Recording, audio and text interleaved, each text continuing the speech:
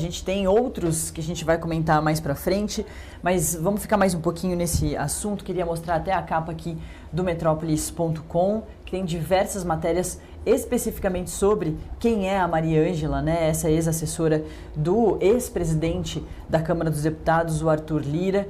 Essa é a matéria de capa e aqui já da coluna da Mirelle Pinheiro, e eu vou clicar nessa aqui de baixo, que é também de um outro colunista, o nosso Igor Gadelha, com informações também do repórter da coluna, o Gustavo Zucchi, que dizem o seguinte: aliada de Lira, alvo da PF, controlava a planilha do orçamento secreto. Assim como a gente vem dizendo, né, o braço direito de Lira na presidência da Câmara, Tuca, ocupa hoje cargo na liderança do PP e foi conselheira na Caixa e na Codevasf. Descendo aqui, a gente tem mais informações. A operação deflagrada pela Polícia Federal nesta sexta-feira contra desvios de emendas parlamentares teve como um dos principais alvos a Mariângela Fialec, a Tuca, um dos braços direitos de Arthur Lira na Câmara. Servidora concursada da casa, Tuca está lotada hoje como assessora especial na liderança do PP. Antes disso, trabalhou na presidência da Câmara dos Deputados durante o mandato de Lira como presidente, quando era responsável por controlar a planilha do chamado orçamento secreto. Aqui foto do Arthur Lira e também foto dela. Considerada por Lira uma amiga, Tuca ainda acumulou cargos em órgãos do Executivo, entre eles de conselheira fiscal da Companhia de Desenvolvimento dos Vales do São Francisco e do Parnaíba, o Codevasf, e da Caixa Econômica até abril de 2025, até abril desse ano. Mariângela ainda permaneceu lotada na presidência da Câmara por alguns meses após a eleição de Hugo Mota, em fevereiro de 2025. Atualmente, ela está lotada na liderança do PP e recebe salário mensal bruto de R$ 23,7 mil. E aqui um pouquinho mais sobre a operação da PF, assim como o Felipe também estava destacando, né, batizada de transparência. A operação da PF tem objetivo de apurar irregularidades na destinação de recursos públicos por meio de emendas. Estão sendo investigados os crimes de peculato, falsidade ideológica, uso de documento falso e corrupção. A operação foi autorizada pelo ministro do STF, Flávio Dino, mas a decisão está sob sigilo.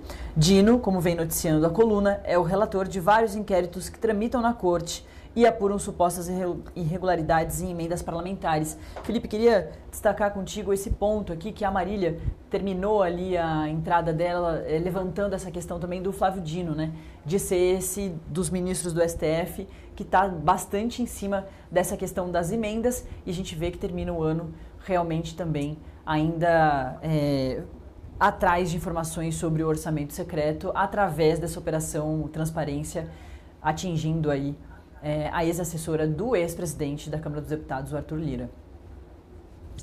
O Flávio Dino sempre, desde que ele assumiu, né, o cargo de juiz do Supremo Tribunal Federal, né, caiu no colo dele esses inquéritos, né, e os processos que avaliam a regularidade das emendas parlamentares, né. Inclusive, ele foi vítima de várias acusações, né, por ter demorado e segurado, né, a emenda parlamentar no passado, né. Bom lembrar que a Câmara dos Deputados deixou de receber a emenda parlamentar porque tinha um processo no STF que segurou, né, a aplicação e uso das emendas parlamentares, né, por falta de transparência, né, especialmente aquelas emendas PIX, né, que são aquelas emendas que não precisam de processo licitatório, né, bastaria realmente a indicação de um deputado e aí, de forma automática, o valor cairia na conta da onde o deputado e o parlamentar indicar.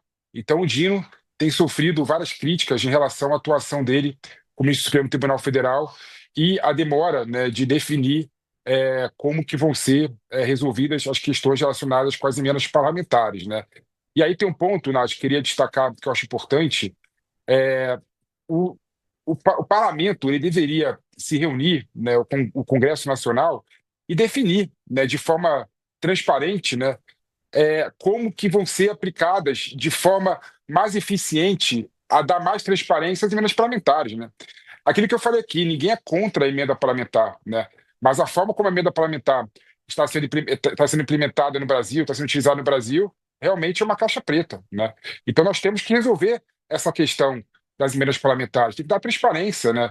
Tem que saber, o cidadão tem que poder entrar no site, né, de transparência, entrar no site da Câmara dos Deputados e saber para onde foram alocados as emendas parlamentares de cada um dos deputados, né? É importante isso. E, por outro lado, quem recebe o dinheiro, né, o outro lado, né, o cidadão de determinado município, tem que saber, tem que entrar no site de transparência daquele município e poder identificar qual foi o deputado que deu tal dinheiro, né? E que foi feito com o dinheiro que foi dado por emenda parlamentar. No Brasil, é impossível você fazer isso. Claro, algumas emendas parlamentares você até consegue identificar, mas a maioria das emendas parlamentares você não sabe, né? Da onde vem, para onde vai, quem que indicou. Ou seja, realmente é um grande problema. Falta transparência nas emendas parlamentares.